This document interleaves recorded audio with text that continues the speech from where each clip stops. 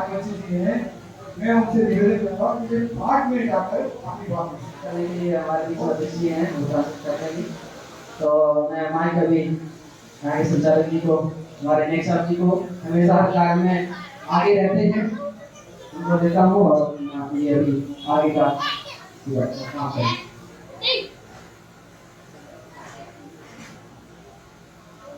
प्रधानमंत्री जी और साधुवाद जी को आपने कार्यक्रम को किसी तरह की कोई औपचारिकता नहीं, मैं इस कार्यक्रम को सुचारू से आगे बढ़ाते हुए हमारे बीच में चर्चा मार्गदर्शन दिए हैं।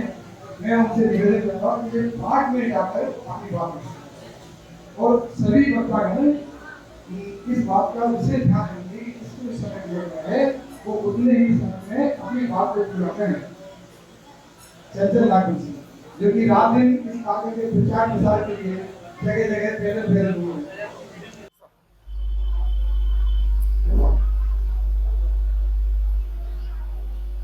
धन्यवाद संचालक महोदय।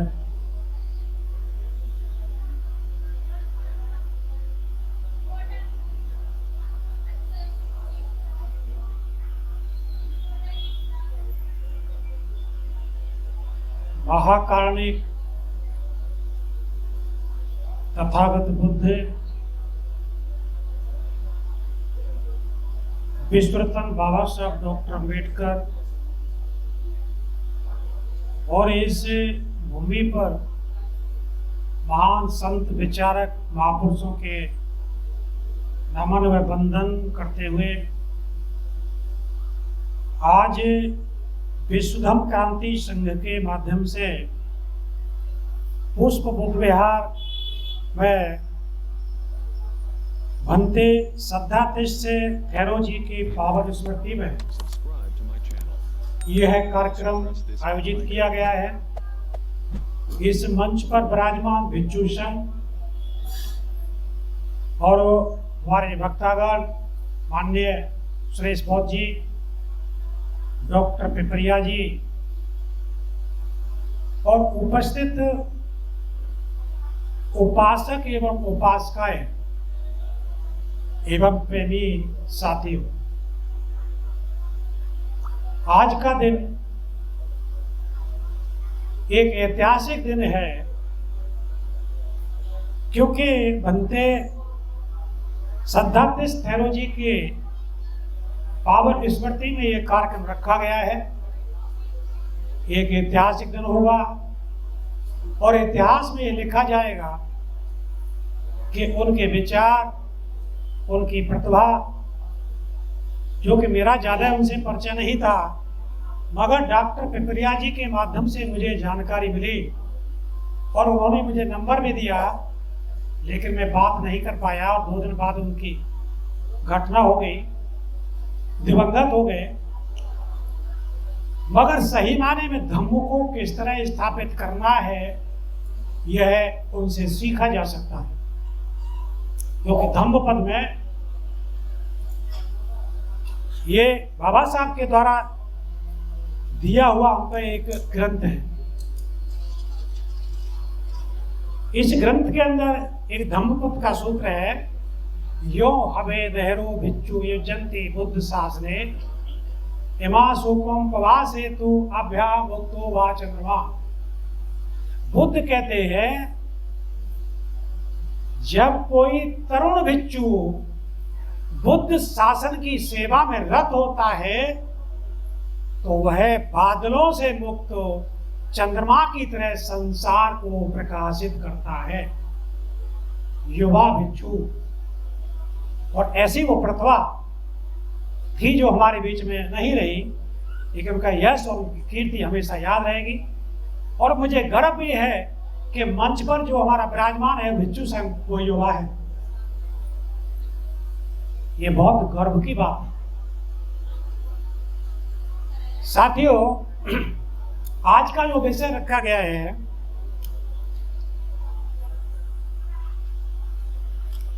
इस पे विषय में है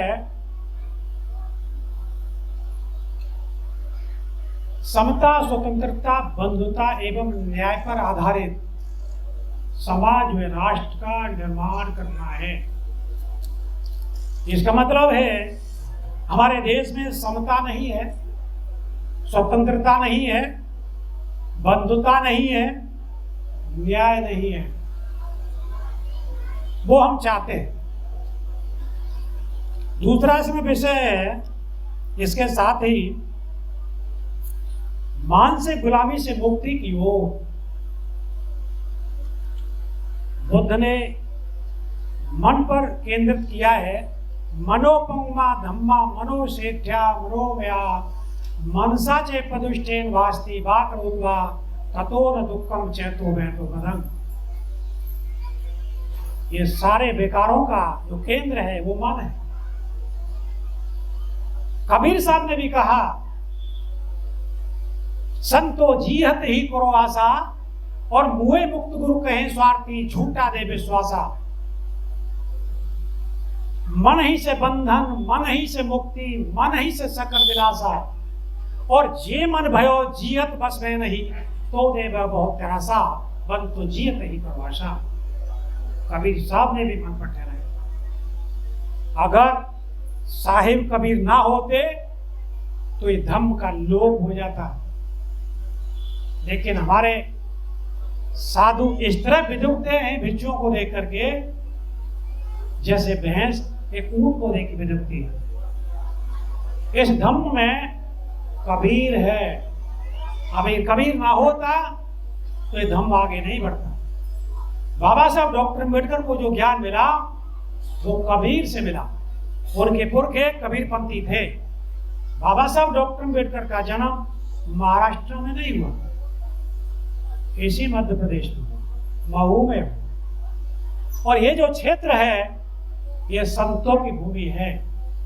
शाम के टाइम उनके पुरखे कबीर साहब से कबीर की वाणियां बुलवाया करते थे, पढ़वाया करते थे।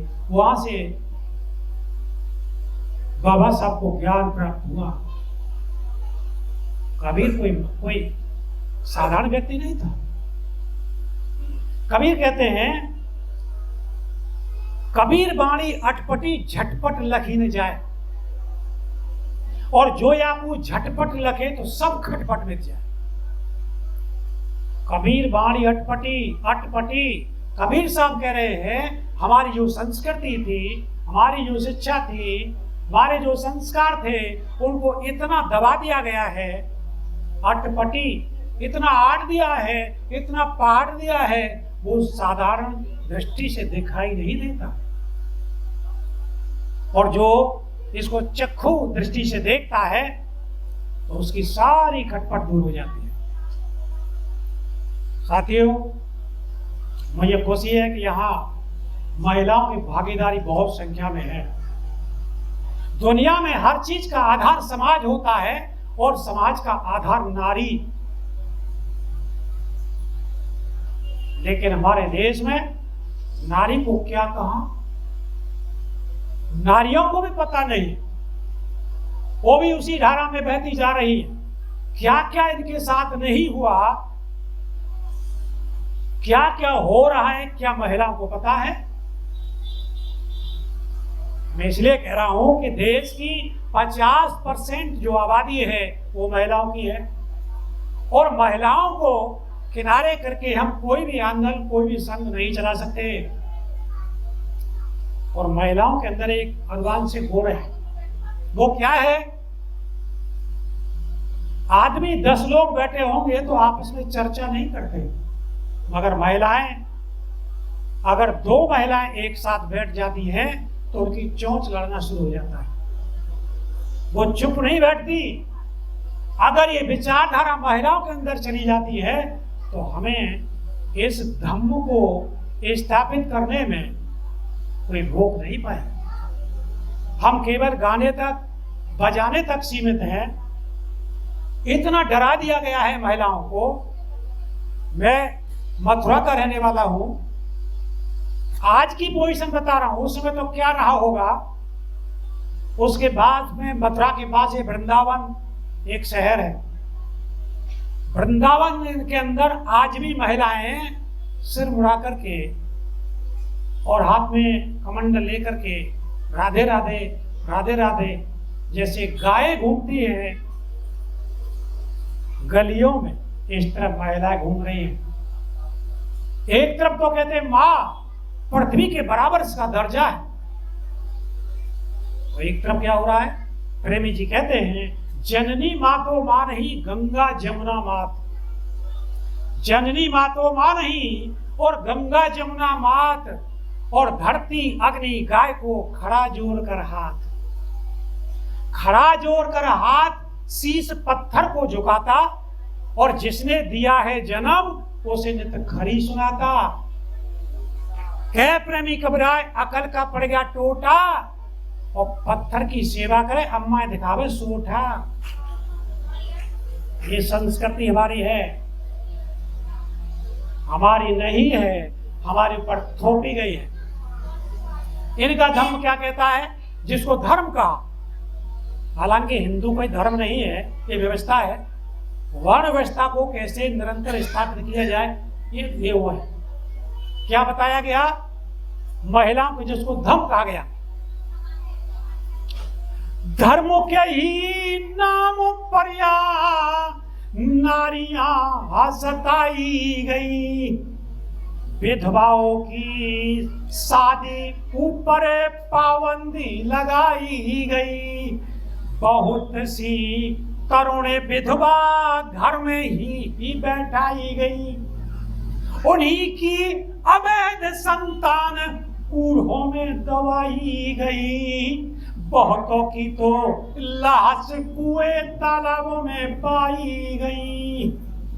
धर्म के ही नाम पर कुछ कोठों पे बिठाई गई, राजाओं की शादियों में दान में पहुंचाई गई, धर्म के ही नाम पर या सभा में नचाई गई, नारियों के द्वारा यहाँ संपत्तियां कमाई गई, काले पीले नाम धर के देवियां कहलाई गई, भोग की सामग्री इनको ब्राह्मण की बताई गई, धर्म समझ के सभी ने रखा इसका अबला नाम।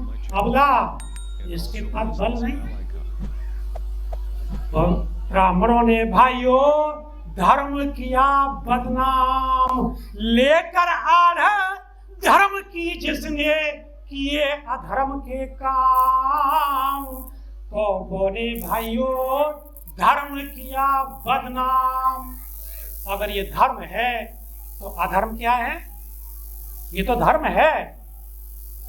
आज तक हम इसी घुट घुट के जीवन जी रहे हैं। आप देख रहे हैं अभी मणिपुर की घटना, 2 महिलाओं को जिंदा नंगा करके उसको घुमाया गया। ये संस्कृति है क्या हमारी? ये उनकी संस्कृति है, उनके शास्त्रों में वेदों में लिखा हुआ है, वो कर रहे हैं। क्योंकि जिसको हम बलात्कार कहते हैं वो उनका धर्म है, उनका वो धर्म है। क्या क्या बताया? श्री रंभा विष वारिणी अमी संग गजराज, धनु धनवंतर धेनु तर चंद्र मणि और बाज। जो उनके वेद शास्त्रों में रतन है, क्या उसे खत्म करेंगे? श्री रंभा ये कहते हैं जो समुद्र मंथन हुआ उसमें रंभा नाम की वेश्या निकली। वेश्यावृत्ति भी उनका रतन है, क्या खत्म करेंगे? आज कितने वेश्यालय चल रहे हैं, क्या महिलाओं को पता है उनके साथ क्या बीत रहा है? पशु की तरह उनको घसीटा जाता है। रंभा विष जहर, वारिणी दारू, ये रतन है। विष रंभा विष वारिणी अमी अमृत, शंख ध्वनि करने का यंत्र, गज हाथी, राज राजपाट, धनु धनुष्वाण, धनवंतर हकीम, धेनु गाय, तरु वृक्ष, चंद्र चंद्रमा जहां तक उसका प्रकाश है, मणि और बाज घोड़ा, ये सब तो उनके पास है। हमारे पास क्या है? सोचा कभी हमारे पास क्या है? साथियों, इसके लिए हमको एक इतिहास की जानकारी बहुत जरूरी है। हमारे इतिहास को बदल दिया गया है, हमारे इतिहास को खत्म किया गया है। हमारे पुरखों ने क्या क्या करके नहीं देखा, क्या क्या नहीं किया। हमारे ऊपर जो अछूत का जो कलंक लगाया गया है, जो थोपा गया है, इसके लिए क्या क्या नहीं किया हमारे पुरखों ने। क्या किया?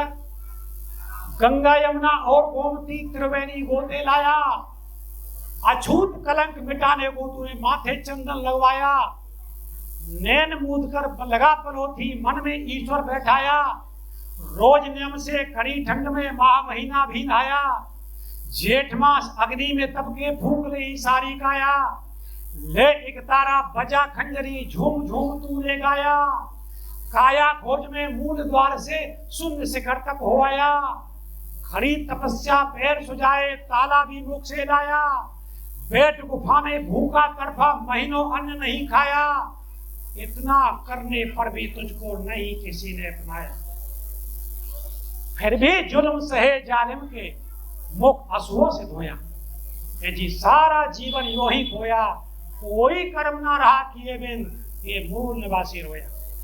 करके देख लिया है। बाबा साहब डॉक्टर अम्बेडकर का सपना था मुझे भारत को बौद्ध में करना है।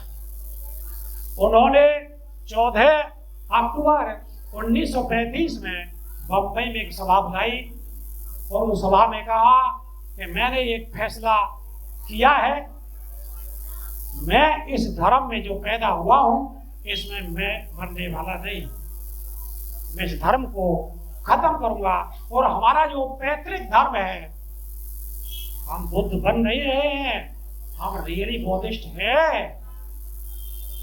पर्दा डाल दिया गया है, पर्दे को हटाना है, हम बन नहीं रहे, हम है। किसने कहा हम बौद्धिस्ट बन रहे हैं? जो ऊपर हमारे पर्दा डाला गया है वो उसको हटाना है। उन्होंने सभा करके और आह्वान किया कि मेरे सभी धर्मों का, सारे ग्रंथों का अवलोकन किया है, पढ़ा है। उन्होंने सिखों के सारे ग्रंथों को पढ़ा, ईसाइयों के भी ग्रंथों को पढ़ा, इस्लाम के ग्रंथ को भी पढ़ा। उन्होंने ऑफर भी दिया, मगर उन्होंने कहा हमारा जो धर्म है वो है बुद्ध का धर्म, जो भारत से लोप हुआ है और दुनिया में चला गया। अगर ये इस धर्म के अंदर कमियां होती तो दुनिया में नहीं जाता। साथियों, अशोक सम्राट का नाती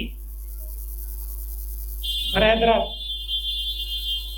उस बृहद्रथ की हत्या करके पुष्पित शुंग नाम के व्यक्ति ने उसकी हत्या किया और हत्या करके सिंहासन पर बैठा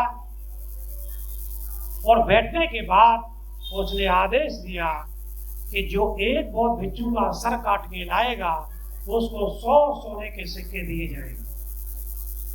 इसका मतलब है इस देश के जो प्रचारक थे, जो धम्माचार्य थे, वो बौद्ध भिक्षु थे और इतने बौद्ध भिक्षु थे कि अशोक सम्राट ने 60,000 भिक्षुओं को तो बाहर किया।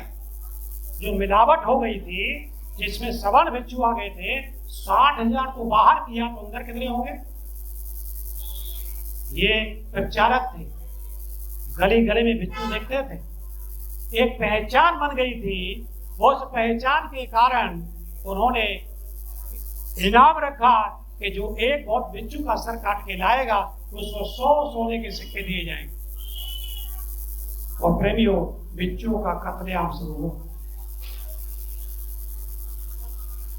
जब काट करके सर लाते थे, उस सर को एक वहां नदी बहती है घाघरा, जिसको वो कहते हैं सरयू। सरयू नहीं है, नक्शे में भी उसका नाम घाघरा है। इसलिए क्यों बता रहा हूं, इस तरह हमारा इतिहास बिगाड़ा गया है, तब्दील किया गया है, शब्द अर्थों का अनर्थ कर दिया गया है। उसको आप अयोध्या से 2 किलोमीटर पीछे पूछेंगे घाघरा, उसके आगे पूछेंगे घाघरा, तो उस सरोवर को उस नदी में डाल दिया जाता था। इतने भिक्षु कटे, इतने भिक्षु कटे, इतने भिक्षु कटे कि वो नदी सरों से फट गई थी, सरयुक्त हो गई थी, इसलिए ब्राह्मणों उसका नाम कर दिया सरयू, सरयुक्त, सरयू। और जो हमारे योद्धा थे वो बहुत बिच्छू थे। या योद्धा कट गए, योद्धा नहीं रहे, अयोध्या कमाने नहीं, योद्धा नहीं, अयोध्या उसका नाम साकेत है, वो राजधानी रही है बौद्धों की, उसको उसका नाम रख दिया अयोध्या। उस पर साथियों केस भी चला, उसकी खुदाई भी हुई, पुरातत्व विभाग ने सर्वेक्षण किया, उसके नीचे दो पार्टियां थी। मुस्लिम कह रहे थे हमारा मस्जिद है, ब्राह्मण कह रहे हमारा जो मंदिर है, मगर निकला क्या, वह बुद्ध के अवशेष निकले। तो उनको खतरा पैदा हुआ, तो उन्होंने जो निर्णय दिया वो क्या दिया, आस्था के आधार पर निर्णय दिया है। क्या कानून आस्था से चलता है? क्या बाबा साहब ने कहीं लिखा कि आस्था के आधार पर निर्णय लिया जाएगा? वो तो तर्क और दलीलों के आधार पर, सबूतों के आधार पर ही निर्णय बनना चाहिए। मगर इनकी सैद्धांतिक देखिए, उसको उन्होंने अयोध्या कर दिया। और जो पुष्पमित्र शुंग है वही राम है। इस दुनिया में राम पैदा नहीं हुए, उसको वही आधार बना करके उन्होंने रामायण की रचना की है। तो हमारी जो संस्कृति, हमारी जो शिक्षा थी, उसको खत्म किया गया है और उन्होंने अपना हमारे ऊपर थोप दिया गया है। इस्लाम के बारे में बात करते हैं तो इस्लाम भी बुद्ध से ही निकला है। हम इस्लाम को देख के काम नहीं कर रहे, हम ईसाई को देख के काम नहीं कर रहे, हम सिखों को देख के काम नहीं कर रहे। हमारी एक पहचान है, हमारी पहचान बुद्ध से है। तो हम बुद्ध की नीति पर ही काम करना चाहते हैं और हमें करना चाहिए। इस्लाम के अंदर जो 5 बातें हैं, मोहम्मद साहब ने क्या कहा? मोहम्मद साहब कहते हैं इस्लाम के अंदर यहूदियों को नहीं लेना है, ये लिखा उसके अंदर, यहूदियों को ऐसे इस्लाम के अंदर नहीं लेना है। दूसरा उन्होंने क्या कहा? दूसरा है इकरार करो। बाबा साहब कहते हैं टू एजुकेट, शिक्षित करो, वो कह रहे हैं। तीसरा है उनका जिहाद करो, बाबा साहब कहते हैं संघर्ष करो। अंतर क्या है? तीसरा वो कहते हैं मजलूमों का साथ दो, और चौथा है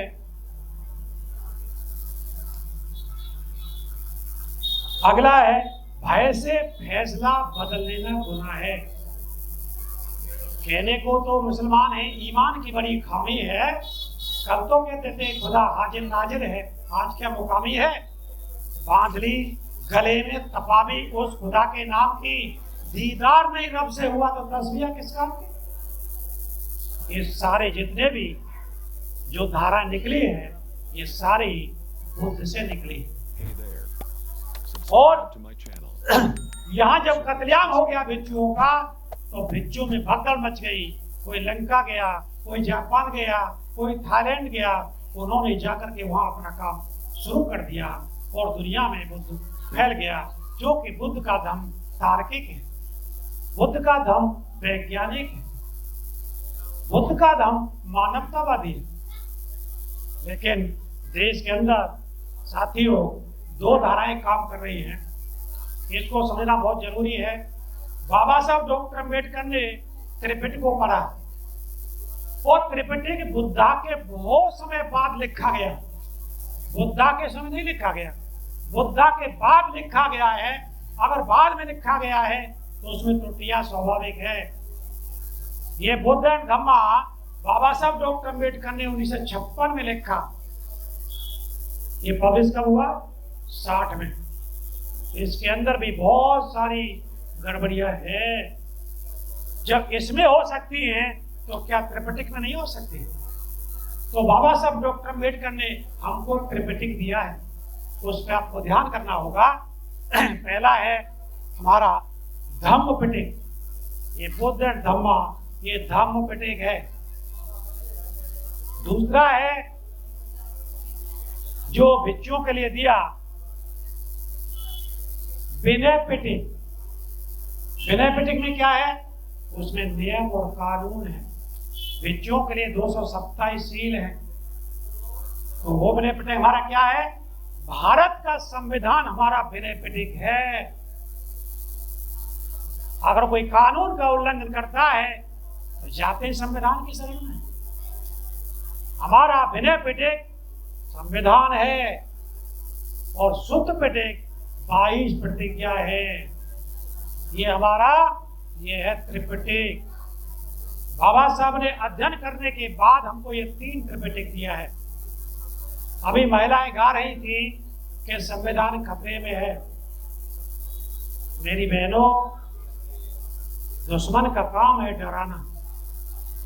न डराना है न डरना है।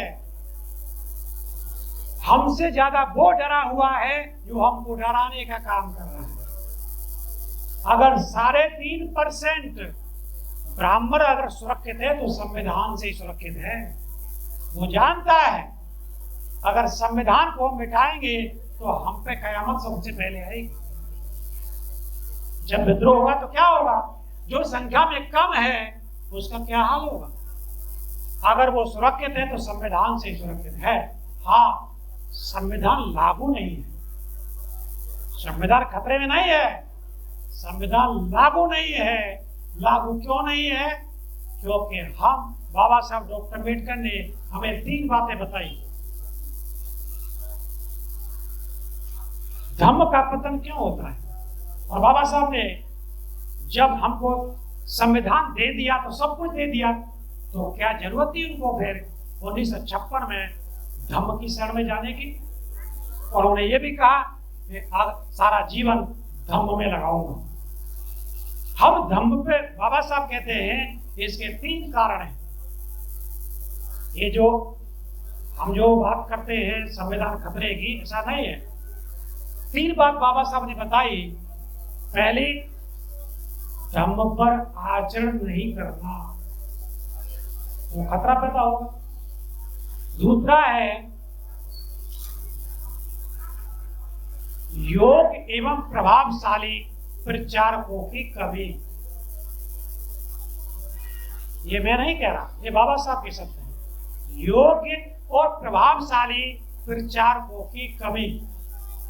बाबा साहब कहते हैं आज का हमारा जो भिक्षु है वो आराम तलब हो गया है। वो बुद्ध विहारों में आराम का जीवन व्यतीत कर रहा है। वो रेडियो सुनता है, वंदनाएं सुनता है, कुछ किताब पढ़ लेता है और काम खत्म। और जो वर्षावास होता है उसमें फल खाते हैं, दूध पीते हैं। जबकि बुद्ध आजीवन चला। मैं बंते जी को उपदेश नहीं दे रहा, मैं बाबा साहब ने जो कहा मैं वो कह रहा, अन्यथा मत लेना। बाबा साहब ने जो कहा मैं वो कह रहा हूं। तो बुद्ध आजीवन चला, बुद्ध कभी रुका नहीं। चर्त भिक्खवे चारकम, बहुजन हिताय बहुजन सुखाय, हत्तान हिताय लोकान कंपाय, आदि कल्याण मध्य कल्याण अंत कल्याण। चलते रहो, रुकना नहीं है। क्यों कहा? प्रचारक और पानी अगर रुकता है तो गंदा होता है। रुका हुआ पानी जो गंदा हो चुका है, अगर वो गतिशील हो जाता है तो वो चलते चलते चलते चलते चलते चलते साफ हो जाता है, पीने लायक हो जाता है। हम रुक गए। तीसरा उन्होंने क्या बताया? धम्म का जो पतन हो रहा है, साधारण जनता की समझ में आने वाली धार्मिक सिद्धांतों की कमी। हमें क्या करना चाहिए? हमारी संस्कृति क्या है? हम जितने तरक्की करते जा रहे हैं, जितने शिक्षा में आगे बढ़ते जा रहे हैं उतना ही हमारे जो बुजुर्ग लोग हैं उनके सामने समस्या आ रही है। क्या आ रही है? जितने हाई लेवल के पढ़े लिखे लोग हैं उनके माँ बाप वृद्धा आश्रम में पड़े हैं। और हर माँ का सपना होता है, हर महिला का सपना होता है कि मैं माँ बनूं। कोई महिला बांझ रहना पसंद नहीं करती, उसका एक सपना होता है मैं माँ बनूं। क्योंकि ब्राह्मणों ने एक कलंक बना दिया है नहीं, मगर ऐसा उनके दिमाग में रख दिया है कि उसका मुंह देखना भी गुनाह है। जब हर माँ का सपना होता है कि मेरा बेटा, मेरे संतान हो, और जब बेटा पैदा होता है दुनिया के सबसे बड़ी अपार खुशी जो होती है माँ को, वो बेटे के होने पर होती है। और वो सपने देखती है मेरा बेटा बड़ा होगा, मेरे नाती पोते होंगे, मेरी फुलवारी चौके में घूमेगी, आंगन में घूमेगी, खुशियां होगी, मैं बच्चों के साथ खेलूंगी। और बुढ़ापा आते आते उसको वृद्धाश्रम में पहुंचा दिया जाता है। क्या गुजरती उस माँ को दिल पर? कभी सोचा? क्यों? ये संस्कृति चेंज हो गई। क्यों होता है ऐसा? इसके जिम्मेवार भी महिला है। महिलाओं को फिर से ध्यान देना चाहिए इस बात पर। क्योंकि ऐसा क्यों होता है? इसलिए होता है 18 साल की लड़की जब शादी होके आती है तो 18 साल का बच्चा कुछ जानता है कि परिवार के बारे में कुछ? वो तो जानता नहीं। मगर उसकी सास क्या समझती है कि सारी डिग्री पार करके आई, आते ही उसको ताने देना शुरू कर देती है। तेरे माँ बाप ने क्या सिखाया? अगर सब्जी में नमक ज्यादा पड़ गया तो बहू क्या पता गई जी सिखाया तेरे माँ बाप ने, आग दे दिया हमें, कितनी महंगी सब्जी है, मामला शुरू। तो ये क्यों होता है? पहले महिलाएं अपनी सास की सेवा करती थी, सत्कार करती थी, और सास भी अपनी बहू को बेटी की तरह रखती थी। अगर तुम सास को माँ की दृष्टि से देखोगी तो सास भी तुमको बेटी की दृष्टि से देखेगी। अगर तुम सास की दृष्टि से देखोगी तो वो बहू की दृष्टि से देखेगी। ये समस्या क्यों निर्माण होती है? जब समस्या होती है जो कि एक व्यक्ति समाज नहीं होता, दो या दो से अधिक मनुष्यों के समूह को समाज कहते हैं, जिसमें पति पत्नी भी होते हैं। जीवन की शुरुआत कहां से होती है? जब शादी के बाद हमारी गाड़ी शुरुआत होती है। एक पहिए को गाड़ी नहीं कहते, जिसके दो पहिया होते हैं उसको गाड़ी कहते हैं। नो लाइफ विदाउट वाइफ, ये समाज की व्यवस्था है, यहां से शुरुआत होती है। और जब शुरुआत होती है और उसकी पत्नी घर में आती है तो स्वाभाविक तौर पर उसका मन पत्नी की तरफ जाता है, पति का मन पत्नी की तरफ जाता है। तो क्या होता है? माँ, जिसका वो अनमोल रतन है बेटा, उसकी तरफ से थोड़ा मोह कम होता है। और जब कम होता है तो माँ को कष्ट होता है। माँ को कष्ट होता है, वो कहती है, उसको दर्द होता है कि मेरा धन जा रहा है। अब उसके सामने समस्या खड़ी हो जाती है। एक तो माँ है जिसने जन्म दिया है, एक उसकी पत्नी है जो जीवन साथी है। अब दोनों में से किसको छोड़े? वो दुराहे पर खड़ा हो जाता है। समस्या यहां से शुरू होती है। उधर झगड़ा होता है, वो काम पे जाता है, उसे चिंता लगी रहती है कहीं आपस में झगड़ा ना हो रहा। और जब वो झगड़ती है और काम से लौट के आता है तो पैर रखते ही माँ कहती है, यह समझाने पर अम्मा है, इधर भूल में चढ़ा रखी है। और वो क्या कहेगी? या मैया समझा लो, या तो यही रहेगी या मैं ही रहूंगी। समस्या आ गई उसके सामने, अब क्या करें? वो किसको छोड़े? माँ को कि पत्नी को? ये क्यों होता है? इसके जिम्मेवार महिला है।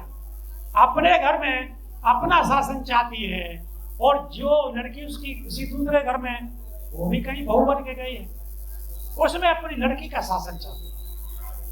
अगर वो चाहे कि जब मेरे घर में मेरी बहू है तो मेरी लड़की भी कहीं बहू बन के गई है तो उसे वहां समझना चाहिए। यही समस्या है। इसी समस्या के कारण बहू परेशान होती है। फिर गलियों में बाबा घूमते हैं और वो किनारे से देखती है कोई बाबा आ रहा है तो बुलाती है, बाबा जरा हाँ बेटा, हाथ दिखाती है।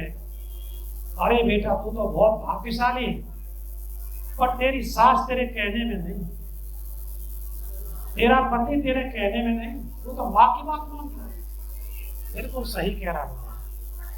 और बाबा जी वहां से अपना दक्षिणा लेते हैं और कहते हैं सात शनिचर उपास से रहना है, मंदिर में जाना है, पूजा करना है। समस्या घर में थी, लगा दिया बाहर और समस्या बढ़ गई।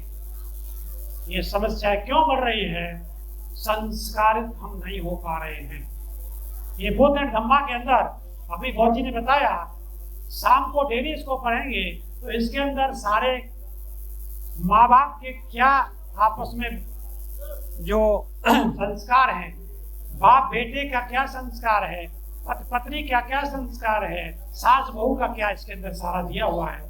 इस तरह से अगर हम अमल करते हैं तो हमारा संस्कार होंगे और हमारे बुजुर्ग भी खुश रहेंगे, घर में खुशियां भी रहेंगी, बाहर जाने की जरूरत नहीं है।